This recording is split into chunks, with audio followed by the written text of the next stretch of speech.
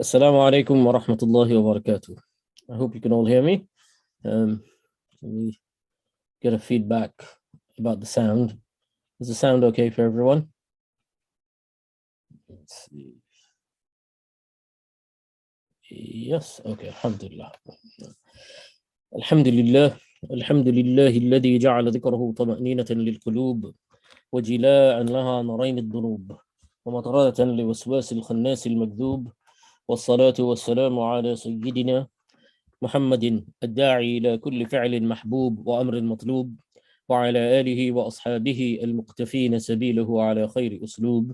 أما بعد، فيقول رب تبارك وتعالى في كتابه المنزل: أعوذ بالله من الشيطان الرجيم، بسم الله الرحمن الرحيم، وما أمروا إلا ليعبدوا الله مخلصين له الدين حنفاء ويقيموا الصلاة ويؤتوا الزكاة وذلك دين القيم.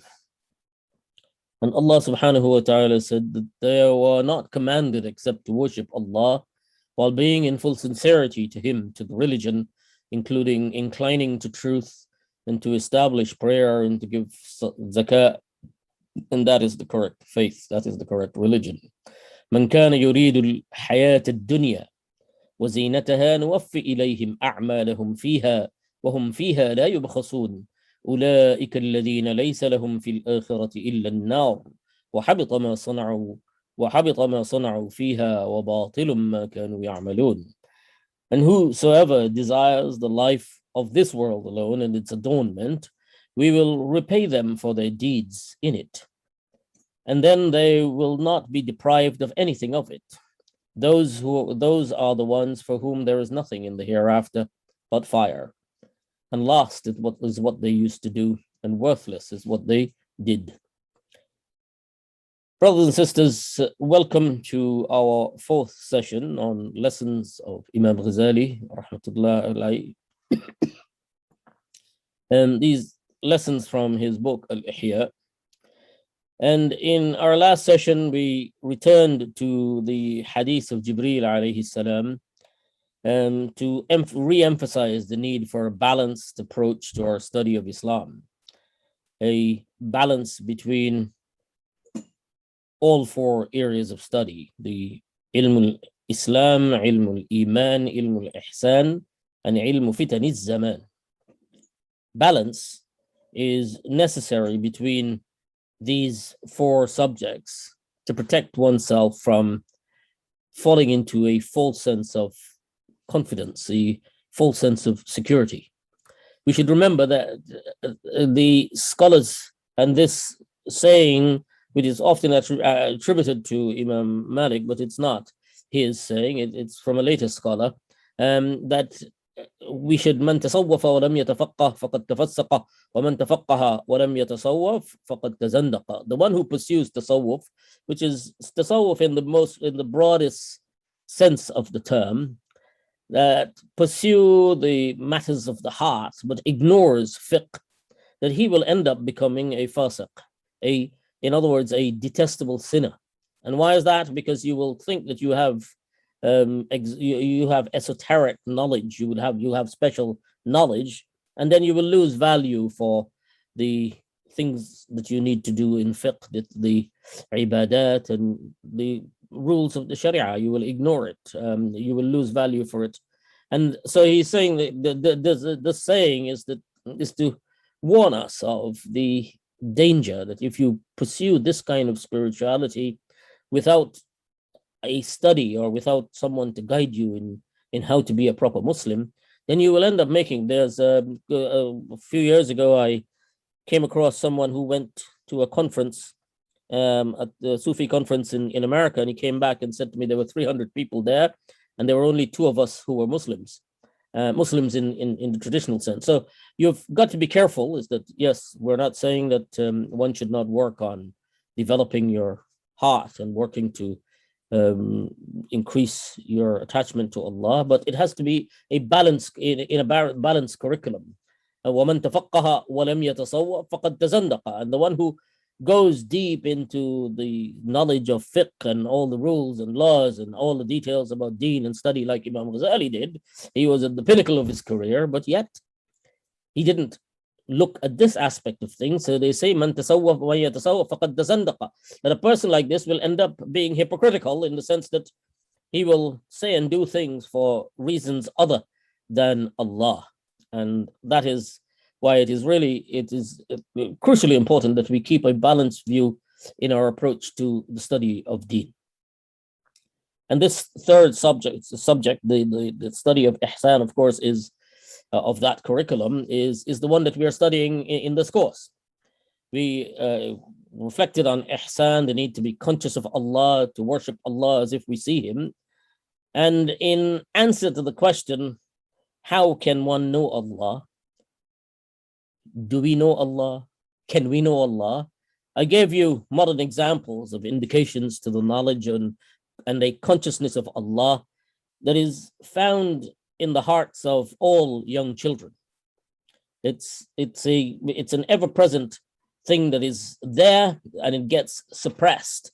It gets concealed. It gets suppressed in the way, and it reflects the word of the word kafara is reflected in that. And so, and we also saw that even when people deny the existence of Allah, even when they claim not to believe, they declare atheism, their bodies, their skin testify to the contrary. And when we put electrodes on their hands, the sweat glands, and in that galvanic skin test, we can tell that this, just the mention of the word God has an effect on you. And it was on the basis of this sort of research with young children in particular that led to a whole new field of research opening, in which wait, someone's saying something. What's Eunice saying? Okay. Yeah, so it was on the basis of this research on children that a whole new field of research began, a new field of scientific inquiry under the label of cognitive science of religion, where was created, and it's now evolved, morphed into multiple streams of research, which I wouldn't advise you going in to start looking into all of this, because our source of our guidance is from the Quran, is from Allah. But we mention these things so that there are bits, itminan, bite size, if you like, that as Ibrahim alayhi salam said to Allah, show me how you bring life back to, how you bring the dead back to life. And Allah says, awalam tu'min, have you not believed? And he said, of course I believe, but it's to bring some peace to my heart. It's to bring comfort, bring more yaqeen, more certainty in my heart. So it's that itmi'anan, that peace. For those reasons, we mention these things. So in the cognitive science of religion, the basic idea was that human beings are born with specific natural tendencies. We're not just blank slates, as we used to think. This all changed when we in the study of language, where we're not fashioned only by the environment. For example, for a child, if a little child sees a snake, that child will pick the snake up and play with it. It will try to play with it, but it needs, in order for that child to become afraid of a snake, all it needs is one instance of seeing the mother startled or frightened by the presence of a snake, or in a picture or in a book. Then for the rest of of that child's life, they'll be afraid of snakes. But that is not so for flowers. The mother can scream at the flower, and tests have been done with this. The mother can scream when she sees the flower in the presence of a flower, and point to the flower. In fact, they sometimes smack the flower, take the flower, and hit the child even. And yet, they never develop a fear for flowers. So the same for natural capacity for language acquisition.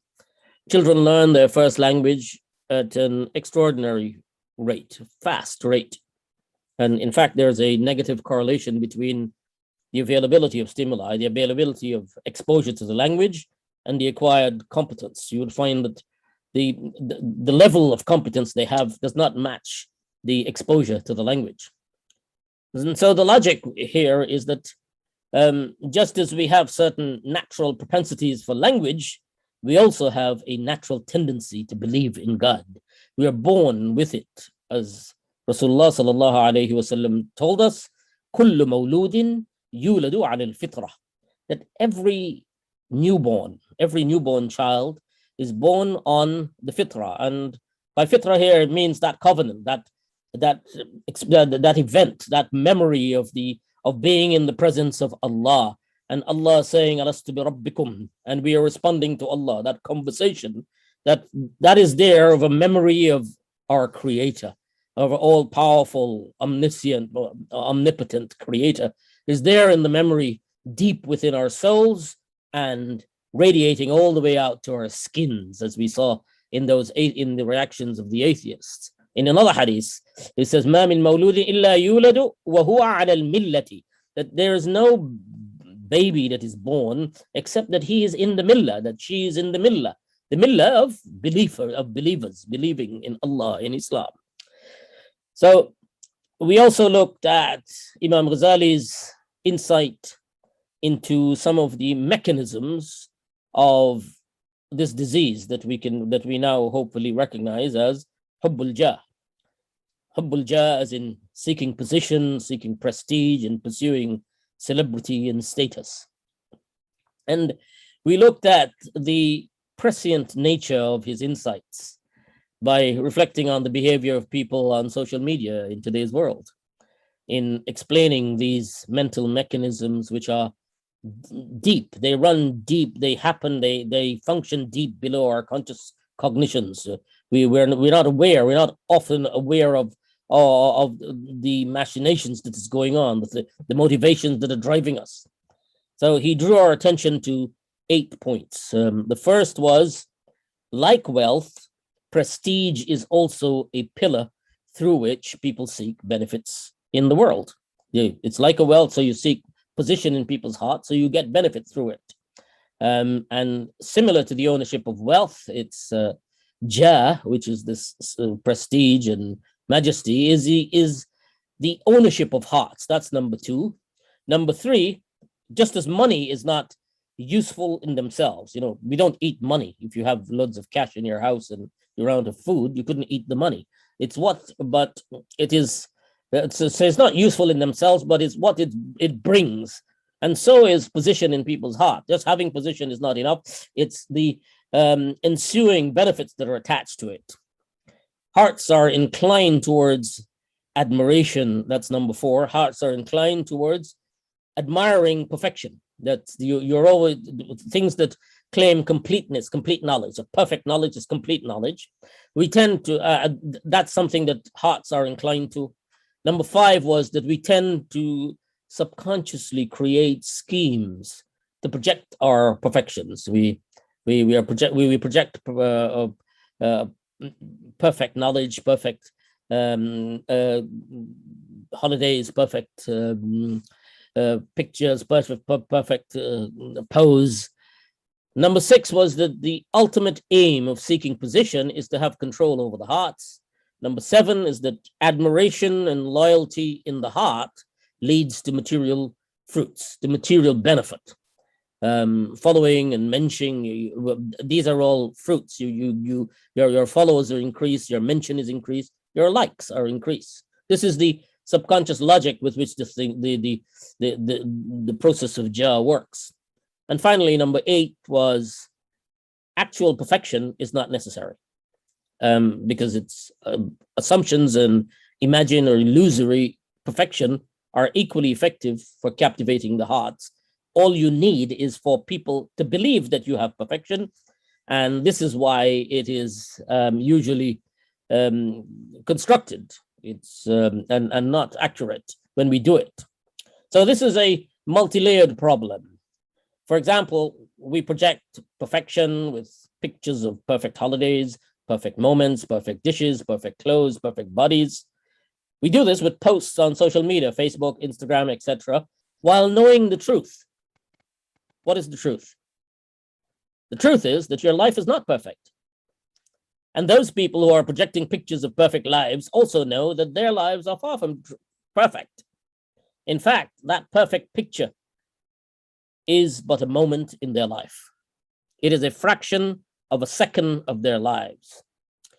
Yet, when we see it, it causes us to lose value of our own lives. And sometimes we can become so affected that these upward comparisons with snippets of people's perfect lives, that we become ungrateful for the countless favors and blessings we have in our own lives. In each day, Allah subhanahu wa ta'ala gives us 86,400 seconds every day. And do you know what is the speed of an average shutter on a camera? The camera shutter, which is the thing that takes the picture, the speed of it. It is on average, it's 1/60th of a second. So what this means is that when that picture is taken and sent off, if you look at 60 pictures of someone else's perfect life, and that makes you devalue your own life and diminish your satisfaction with all that you have, then it is useful to remember that those perfect 60 pictures that are causing you to become depressed those 60 pictures account for only 1 second of that person's life. And you have no view of the remaining 86,399 seconds of their day. It's all blank. You're unaware of the ups and downs, the worries, the problems, the disappointments, the trials, the tribulations, the heartache, the suffering that they might have suffered during the day, but you have no view of that. You see, the problem is that our brains tend to fill in the blanks. That's naturally what we do. We simulate. If we see a perfect picture of someone's life on Monday, and then another perfect picture on Friday, our brains automatically simulate an entire week of perfect life, of perfection.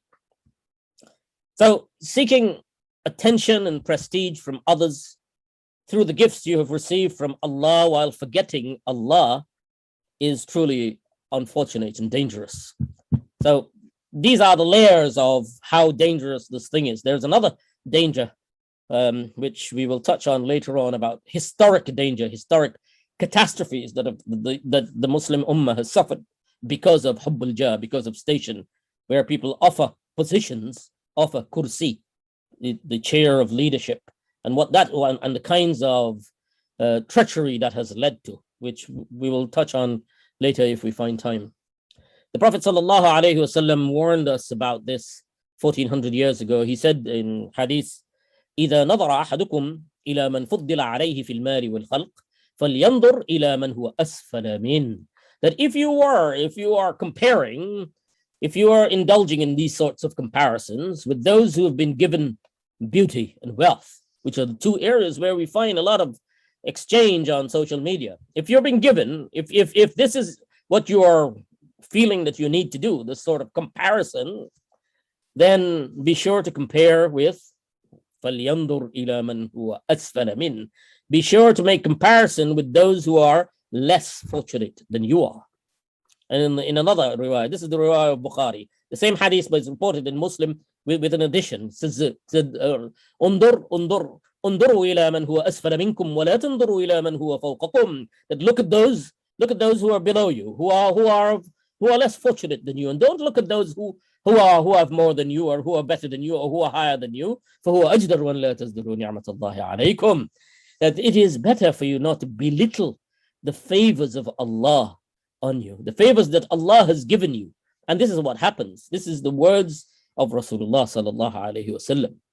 Every time we tend to, everything that we tend to put on display are gifts from Allah. If we have knowledge, it is from Allah. If we have beautiful face, it is a gift from Allah. If we have happiness in life, that is also from Allah. If you have lovely children, they are gifts from Allah. This issue of hubbul jah, as I said, has multiple dangers, multiple catastrophes attached to it. And it is not only harmful for those, as you can see, it's not only harmful for those who project perfection in seeking prestige, but it is also, in seeking jah, it is also harmful to those who consume these projections. as we see in today's social media obsessed world. And the point to note here is that these platforms that we use for these sorts of things are designed specifically to exploit this tendency to seek attention, because they're in the business, this attention economy. They're in the business of selling, of getting you to acquire, to gather the attention. And when your attention reaches to a certain, when your following reach, they can sell your attention to other people who wants to use it for other means, for other things. So the first thing on the list of perfections that Imam Ghazali mentioned in the text we read last week was knowledge. That this is one of the things that we project. We tend to seek status in the minds of people through projection. We project perfect and completeness in our knowledge. Now, living as we do in today's world that is saturated with information technology, and the world of mesmerizing scientific and technological advancement, we tend to live in awe, and we are so mesmerized, and we live in awe of the experts, in awe of the scientists, and we also often find people projecting perfection and completeness in scientific knowledge. And for the purposes, they do this, of course, for the purposes of jah, because there is genuine scientific research, and then there is the projection of science as a worldview, as a religion, as something to believe in rather than a method of inquiry. For the purpose of control, for the using science as a purpose for mind control, a purpose for control of hearts, a purpose for jah. And so for today's Itminan bite size, I want you to consider this question. This is your Itminan bite size for today. I will give this from time to time so that, and this is to bring peace to your heart, to understand, to give clarity to your thinking in regard to these things. I want you to consider this question. If we were to put 100 Nobel Prize winning scientists in a room and ask them to give us an estimate in percentage or a ratio of how much do we as the human race, the human civilization, so thus far, human beings collectively, how much do we understand of the known world in which we live? How much of it do we understand? How much do we know about it sufficiently? They will usually say, well, what we know is very little, considering the fact that we have black holes, which we don't know hardly anything about it, dark matter, dark flow, dark energy, and so many more unknowns. The human knowledge is very little. But if you force them to put a percentage on it and to put a ratio and to say, well, perhaps they will say, oh, well, it's maybe 2 to 4%. And I've asked this question to many senior scientists, and none of them ever said anything beyond 5%. In relation to the known universe, what we know might be 5%, and that is a might. Or it might not be in fact. In fact, the last scientist I asked, he had an interesting answer. Marcus de Soto, you probably know him. He's the one who took over from Dawkins in the chair at Oxford. He said that when I asked him this question, he said that what we know is nothing compared to the universe, to what's out there to be known. And if I had to put a ratio on it, it would be like, and being a mathematician, he saw zero as has some value. He said it would be the ratio would be 0 to infinity. So scientists are aware of these limitations, but here's the problem.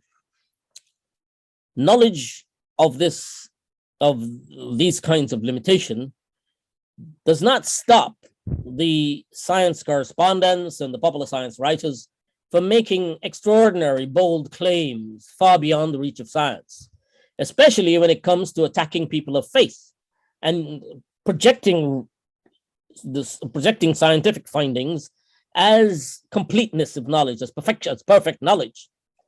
And so to put this into perspective, I want you to consider something that is analogous to the situation in which we find ourselves today. And of course, the purpose here is to give some clarity to our thinking in regard to this, because we can become overwhelmed with the flow, the flood of this kind of projection, we tend to get driven down to depression, thinking about things.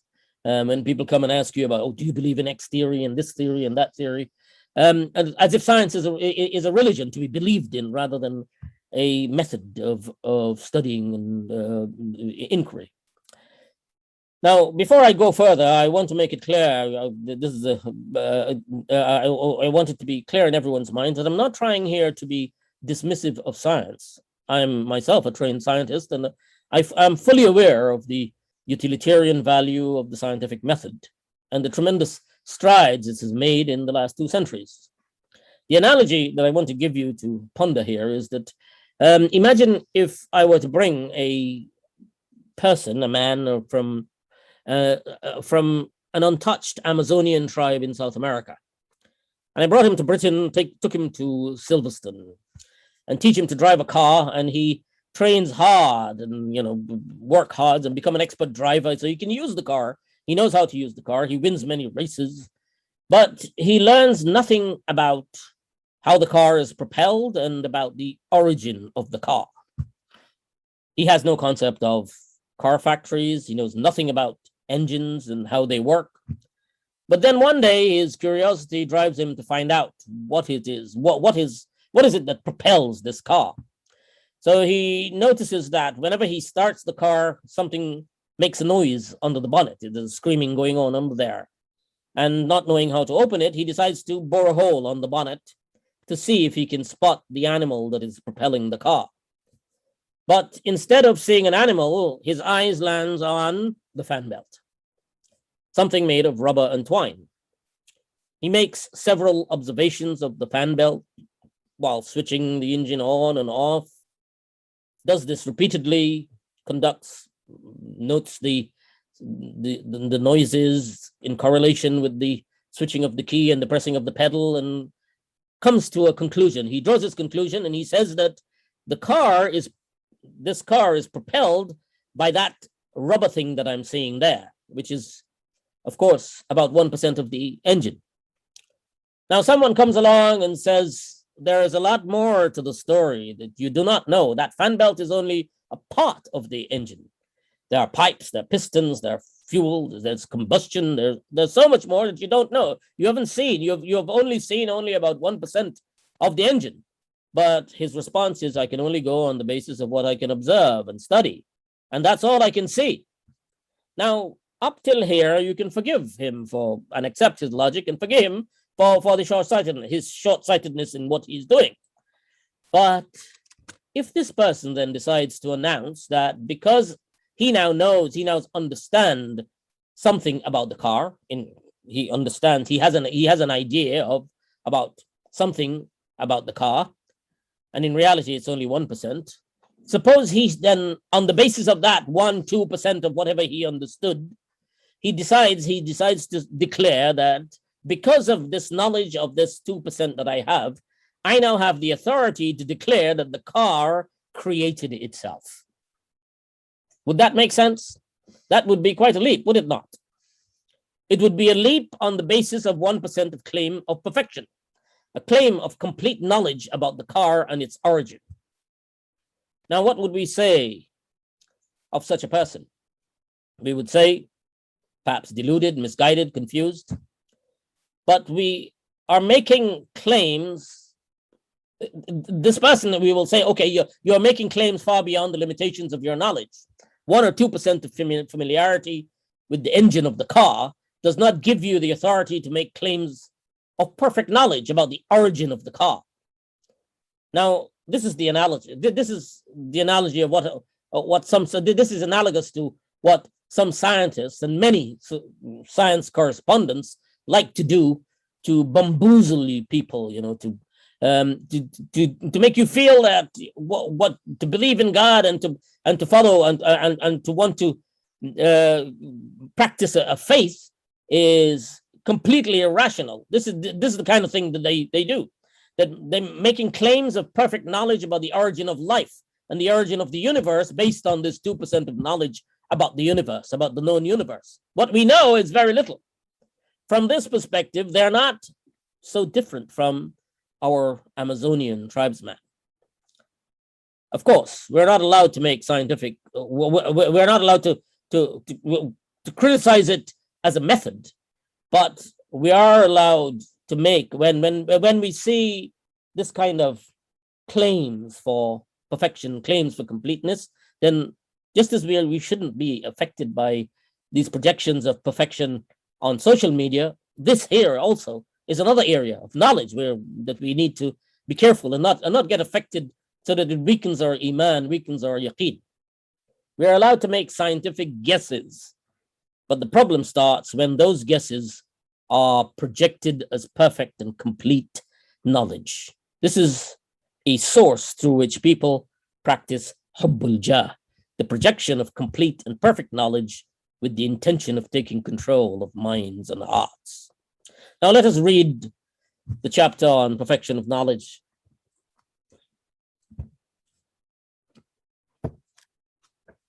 And this is a chapter that's within the book, the same book of Hubbul Jah.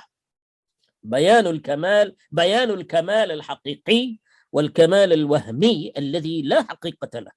That the exposition of true perfection and illusory perfection of which there is no reality. وبيانه, he says أن كمال العلم لله تعالى. That perfection of knowledge is for Allah alone. It's perfection of knowledge is for Allah. وذلك من ثلاثة أوجه, and from three perspectives, perfection of knowledge is for Allah. It says أحدهما من حيث كثرة المعلومات وسعتها.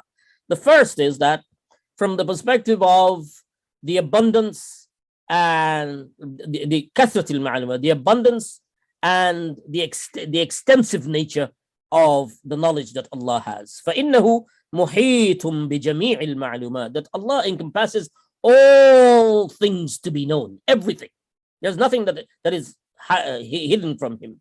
كذلك كلما كانت علوم العبد أكثر كان أقرب إلى الله تعالى. And as a person gets closer to his knowledge of then he gets closer to Allah. Gets closer in knowledge, gets higher in knowledge, he gets closer to Allah. That is in rutbah, that's in daraja, in status. Now the second perspective is that من حيث تعلق العلم بالمعلوم على ما هو وكون المعلوم مكشوفا به كشفا تاما. From the perspective of knowledge of the known things in their true nature, what their true nature of what they are. وكون المعلوم مكشوفا, and that the known thing is completely visible, uncovered to him. Kashfan tamman, he knows it inside out. There's no hidden aspects of everything. فإن المعلومات مكشوفة لله تعالى بأتم أنواع الكشف. That things, that knowledge is open, avails itself. That Allah, that knowledge is known and uncovered for Allah بأتم, with the most open and the most to the furthest extent, with the most complete way.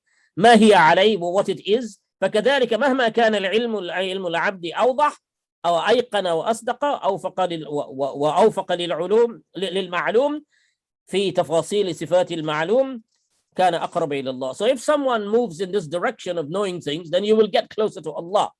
والثالث, and the third perspective is that من حيث بقاء العلم.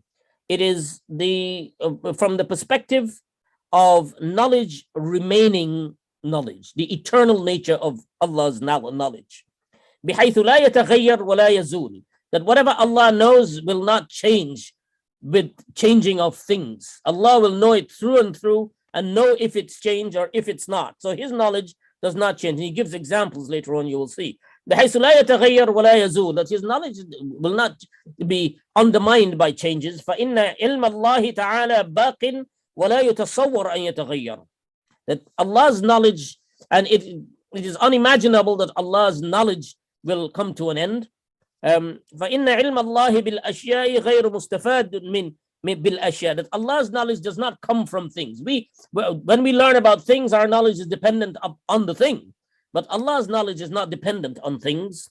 فكذلك مهما كان علم العبد, and here again, that if you learn, if your knowledge gets, if you get correct knowledge, then you will get closer to Allah. والمعلومات قسمان, and there are two types of knowledge. There is متغيرات وأزليات. You have knowledge that changes and knowledge that are eternal.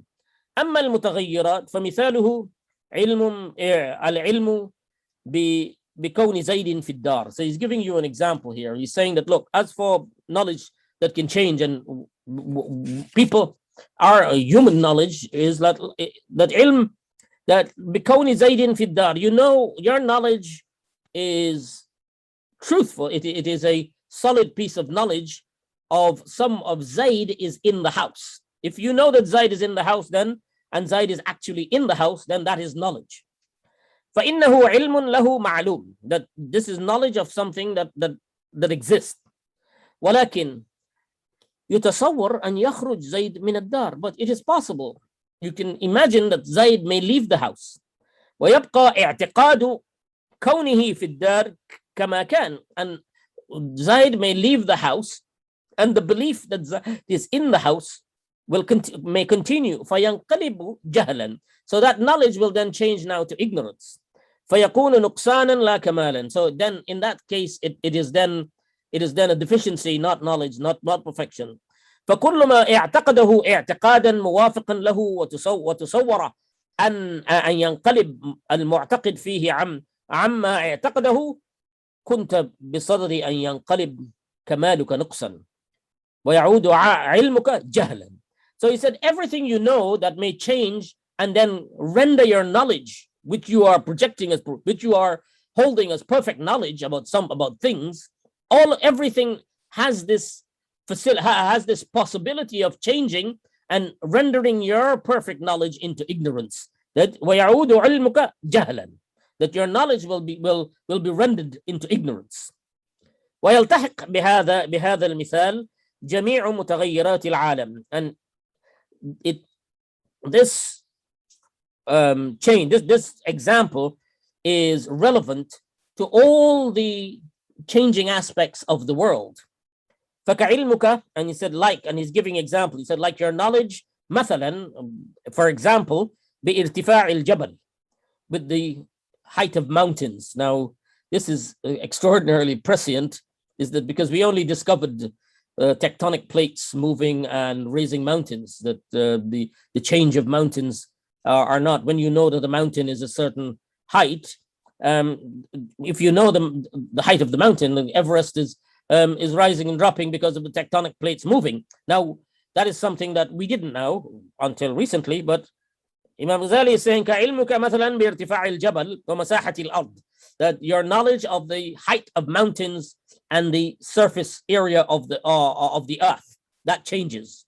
وبعدد البلاد, and the number of cities, وتباعد بينهما, and the changing of, and the distances between them. With the changing of the tectonic plates, it changes.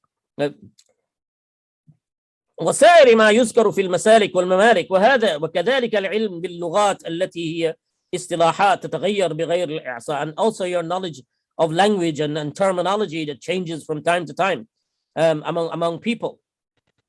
فهذه علوم معلوماتها مثل زعبك.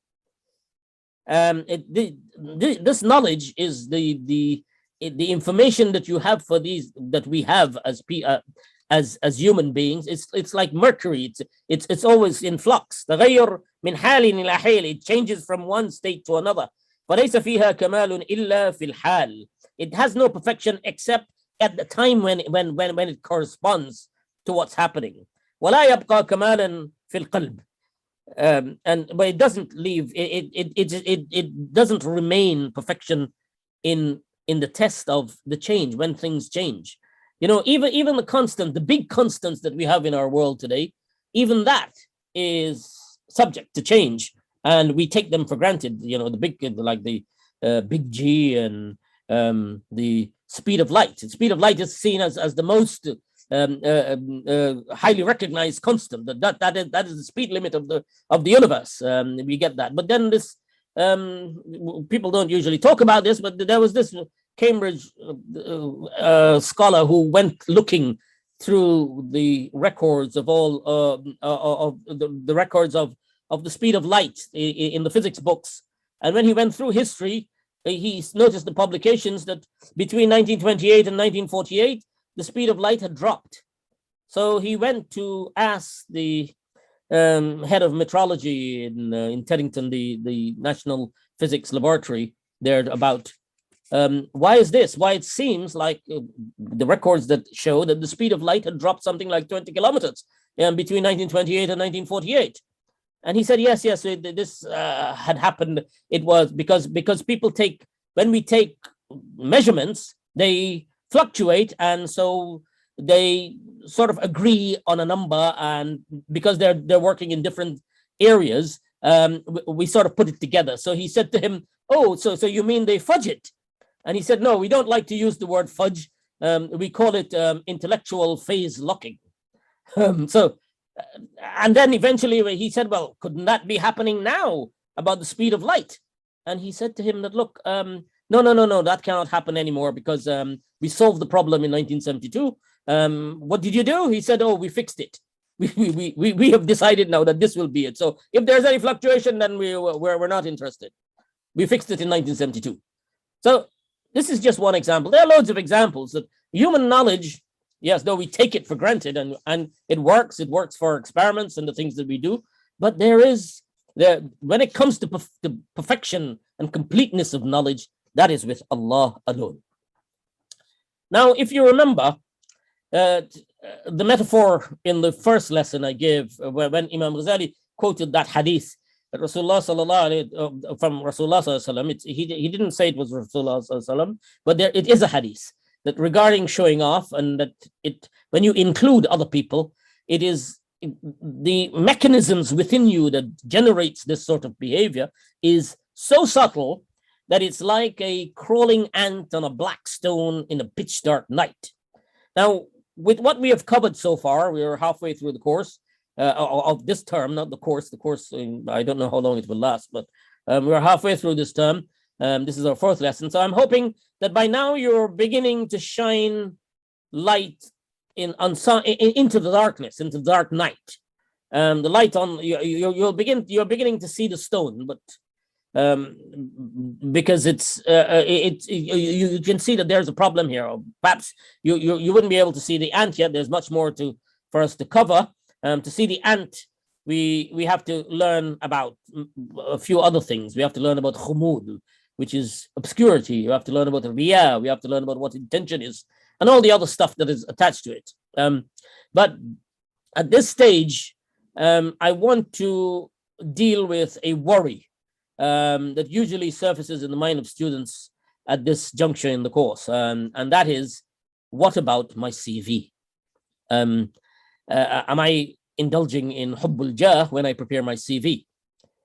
And here again, Imam Ghazali is way ahead. He has a chapter on it. So I'm going to read, not CV, but dealing with the same issue. Find it. Okay. Yeah, the name of this chapter, it's in the same book, it's in the same series, بيان ما يحمد من حب الجاه وما يذم, that the exposition of the praiseworthy of jah and the blameworthy, that there are some aspects, and he's saying that مهما عرفت أن معنى الجاه ملك القلوب والقدرة عليها, that as long as you know the control of the heart and you know that jah, this seeking of prestige, that this tendency to do this and the need to do this is control of hearts and having power over people, having some control. فحكمه حكم ملك الأموال, it is like controlling wealth. فإنه غرض من أغراض الدنيا, that but in the mundane structure of society, of social structures, there is a level of need for this sort of thing. For a teacher, to have the value of a student, for the student to have a value of the teacher in the heart. So you're allowed to do this, but how do you go about doing it? And he lists a few people. He says, فَإِنْ قُلْتَ طَلَبُهُ الْمَنْزِلَةِ, that to seek position, to seek status, to seek position, والجاه, status in the heart, في القلب, في قلب أستاذه, in the heart of your teacher, وخادمه, and your servant, ورقيقه, and your slave, وسلطانه, and your ruler. ومن يرتبط به بأمره مباح على الإطلاق كيفما كان. That it is that to seek this is allowed, and أو يباح لحد مخصوص. It's allowed for a up to a certain degree. It's وعلى وجه مخصوص. فأقول يطلب ذلك على ثلاثة أوجه. That you can seek that on three. That this is usually sought. This kind of position is usually thought for three reasons. So he said, وَجْهَانِ مِنْهَا مُبَاحًا. The two of these reasons are you're allowed to. For two of these reasons you're allowed to do it, and for one you're prohibited. أما الوجه المحظور, as for the prohibited reason, هو أن يطلب قيام المنزلة في قلوبهم باعتقادهم فيها صفة هو منفك عنها. That is for you to seek position through seeking to implant in them a belief that you possess a quality that you are devoid of having, that you do not have this quality, but you are projecting it.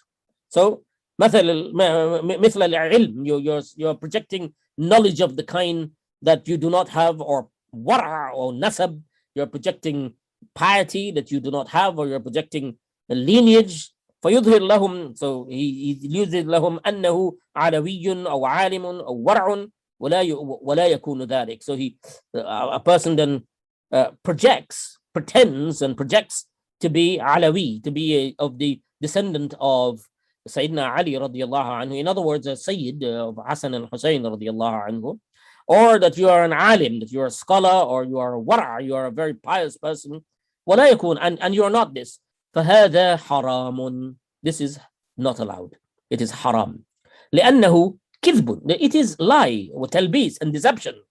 إما بالقول, as either through speech, وإما بالمعاملة, or through your behavior, through projecting it in your actions.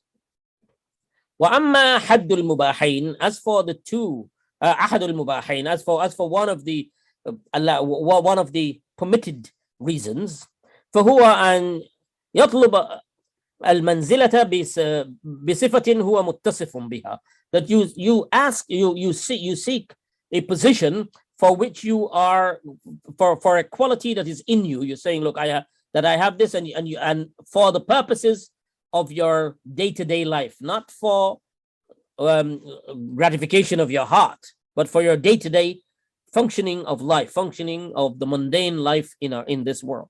He says, and that is, a CV falls in this category, is that you will say what you need to say, what you have done, and not embellish it with things beyond what you have done. So that's the answer to the question. And he gives the example of Yusuf alayhi salam, who said that اجعلني على خزائن الأرض, that make me responsible, inni hafizun alim, that I will protect it, and I have knowledge. فإنه طلب المنزلة في قلبي بكونه حفيظا عليم, that he had these qualities, so that is the reason he did. The second reason that is allowed, and that is أن يطلب إخفاء عيب من عيوبه ومعصية من معاصيه, that he frames it such to hide a deficiency that he has, or a sin that he commits. He does not, because we are not required to publicize our sins.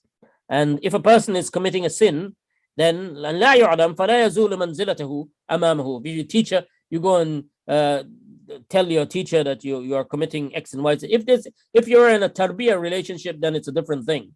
But if this is your job and you're working, then you do not say that. لأن حفظ الستر, because Allah loves us to cover our sins, because one of the gross great condemnations is for a person who sins in the night. This hadith comes in hadith that he sins in the night and Allah hides it, covers it, and he goes out and tells people, he uncovers his sins. So we shouldn't do that. وهذا ليس بل هو صد لطريق العلم. It is not, and this is not talbis, this is not what you're doing here is that you're telling what you're restricting some knowledge, some things that is of no benefit here, in that particular instance. فإنه ورع وعدم إقرار بالشرب. He gives the example of drinking wine. It says بل يمنع العلم بالشرب. Okay. The point is that you're allowed to fill your CV with genuine items, with items that you have done, and you should not be you should not feel reluctance on the basis of the points we are studying in this course, because that is for your job, that is for your day-to-day living, for your living and living in this world. The reason this world is a planting ground, it's a farm for the akhirah. So we have to live, and we have to satisfy our basic needs in this world. And for those reasons, as long as we are not deceiving, we are not indulging in trickery, and the trickery here is by telling the wrong thing, then we will end up into it will be haram. We will be indulging in haram. So now, okay, we got 4 minutes. I think to conclude, what I want you to focus now on is to make an effort, use the knowledge that you have now, and to assess your day-to-day involvement with social media, and create a sheet to look at how it makes you feel by being on social media for on an average. I know young people today, is the average is about 2 hours you spend on social media, and the kinds of things that it does to how you feel. What does it make you feel? And eventually you should aim to reduce it, so that when you think about these things, when you think about when you look back, when you spend 2 hours a day, and tomorrow you spend an hour and a half, and look at the condition of your heart. Have you looked at what people were doing on social media, their projections of their perfect life? And is that affecting me? These are questions you need to ask and note them down. And if these things are happening, then you have to start avoiding it. We will come to the subject of how to deal with it, how to deal with hubbul jah and how to cure it. But for now, I think you need to start making an effort to engage with a repair. And the repair is to concentrate on the fact that Allah is seeing me. This is how you do. Your main focus here is to look at the fact that Allah, I'm in the presence of Allah. وَهُوَ مَعَكُمْ أَيْنَمَا كُنْتُمْ. But Allah is with me. Allah is hearing me. When I say Subhanallah, Allah just heard that. What I did this morning, Allah saw it. What I'm going to do tomorrow, Allah will see it. And try to bring Allah in your thoughts as many times as possible during the day, and thinking about Allah in these terms, that Allah is seeing me. And with that, inshallah, you will start, Allah will help you to start channeling your focus in the right direction, inshallah. Barakallahu fikum, and inshallah we'll make a dua now. Let's pray. ربنا آتنا في الدنيا حسنة وفي الآخرة حسنة وقنا عذاب النار. اللهم أنت ربنا لا إله إلا أنت، خلقتنا ونحن عبادك، ونحن على عهدك ووعدك ما استطعنا، نعوذ بك من شر ما صنعنا ونبوء لك بذنوبنا فاغفر لنا إنك أنت التواب الرحيم. Oh Allah, guide us to your mercy, and protect our hearts and our minds from neglect, and save us from seeking vindication of others when your approval and your vindication is what we need most. Oh Allah, forgive us and help us to turn our hearts towards you in all situations. Cleanse us, cleanse our hearts, and allow us to move in a direction towards your love, in a direction towards your mercy. For your beloved Prophet sallallahu alaihi wasallam has conveyed to us your promise that ana inda dhanni abdi bi, that you will be for us according to our expectations and our hopes in you. Our hope and yearning is for your love, oh Allah, is for your mercy, is for you to be pleased with us in all that we do. Oh Allah, give us the strength, give us the tawfiq, give us the strength to do so, give us the strength to walk and to work towards that. Oh Allah. Oh Allah, bring our hearts closer to you. Oh Allah, we are your servants. We are your creatures. We have no other to turn to but you. Accept us and give us your mercy. Grant us forgiveness. Oh Allah. اللهم صل على سيدنا محمد وعلى آل محمد كما صليت على إبراهيم وعلى آل إبراهيم إنك حميد مجيد. اللهم بارك على محمد وعلى آل محمد كما باركت على إبراهيم وعلى آل إبراهيم إنك حميد مجيد.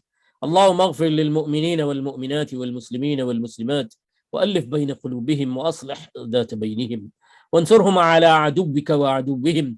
اللهم لا تدع لنا ذنبا إلا غفرته ولا هما إلا فرجته ولا كربا إلا نفسته ولا ميتا إلا رحمته ولا مريضا إلا شفيته ولا حاجة من حوائج الدنيا والآخرة هي لك رضا ولنا فيها صلاح إلا أعنتنا على قضائها ويسرتها برحمتك يا أرحم الراحمين.